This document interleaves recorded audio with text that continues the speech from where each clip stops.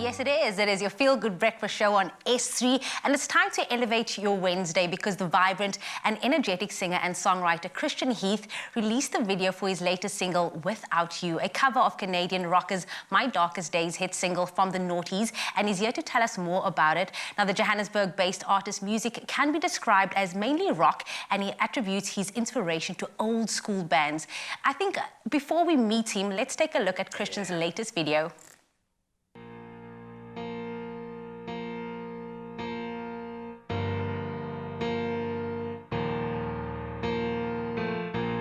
If I had my way, I'd spend every day right by your side.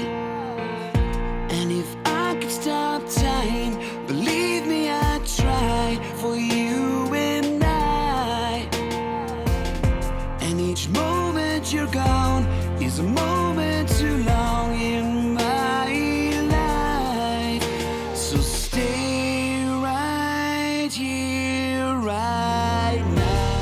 'Cause without you, I want to take my lights out and do this. But please, can we give him a warm Expresso welcome to Christian Heath, everybody? Welcome, man.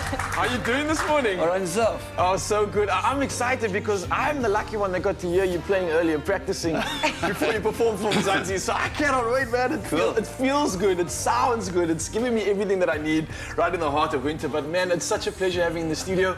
Let's talk about this latest song that you just produced. I mean, the music video itself, it's inspiring. It's got all those notes of emotion that I think your song wants to bring out.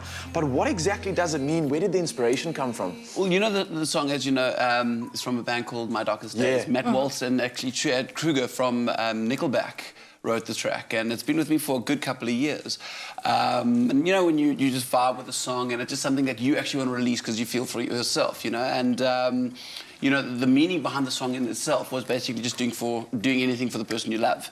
But for me, it was like just missing, you know, certain moments, you know, in certain instances from the past and all that nonsense, you know, missing someone that's left and that. So it's got, I mean, the words, when you listen to the words, it really kind of touches those heartstrings. Yeah, that's I love that. So it's just my version and my take on the song, and that's, yeah, I'm very, very connected with this track. Just by how you could have fooled us. I never knew that it was even a cover. You made it yours. You owned it. Yeah, man. I love that. Well, I had fantastic producers working with me on the track, and that's, I had guys from Mean Mr. Mustard, Daryl DeLange, Oh, wow, okay. who produced the song, and Mark Beeling, also who was the lead vocalist for Mean Mr. Mustard, who worked with my vocals, and I've been working with him for years as well. So You set the bar, eh? Yeah, We're not like playing international, games. just name dropping. Yeah, I mean, you've been able to travel, you know, Los Angeles, to mention these amazing producers. How do you feel like they have influenced your sound and just being able to produce this body of work?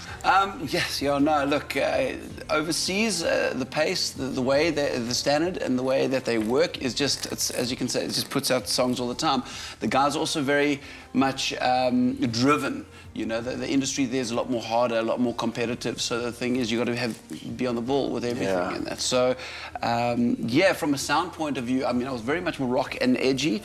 And when I came back to South Africa, I just wanted to go a little bit more back to my roots and that. And I wanted to really kind of show people what my vocal can do, my vocal capacity can do, and that. So from there, I learned a lot. I mean, I worked with the guy that was the founder of Linkin Park, Jeff Blue. I worked with Mike Gonzalez and Wendy Starland, who was the founder of Lady Gaga, and that's so. It was quite cool. It was very, very cool, I must say. And it was lovely to meet the guys and that. But it is all about the singles. It's about the hit songs. It's about new sound. It's just you got to hustle. Yeah. If it wasn't COVID, I would say hug me now so that I can just have your presence. We're sitting with royalty today. Oh, yeah, it's starting to get a little bit nervous here.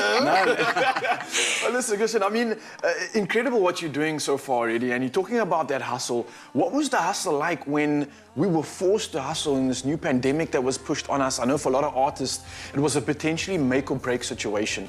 A lot of emotion going through in those moments. For some, forced to just kind of recreate their sound. For others, it was an opportunity to just get back to basics. What did it do for you? How did you go through this whole pandemic? And I mean, we're still in it right now. Yeah. Look, I think with any artist will tell you, it's been absolutely terribly hard for us. A lot of artists have stopped playing music, stopped doing it, going into the corporate industry and that.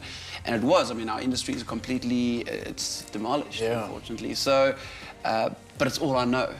So, and it's just something that I'm so passionate about. It's my music. My music's my everything. It's my yeah, it helps me with depression, with everything, and then I think it does for a lot of artists. So it was a great time to reflect.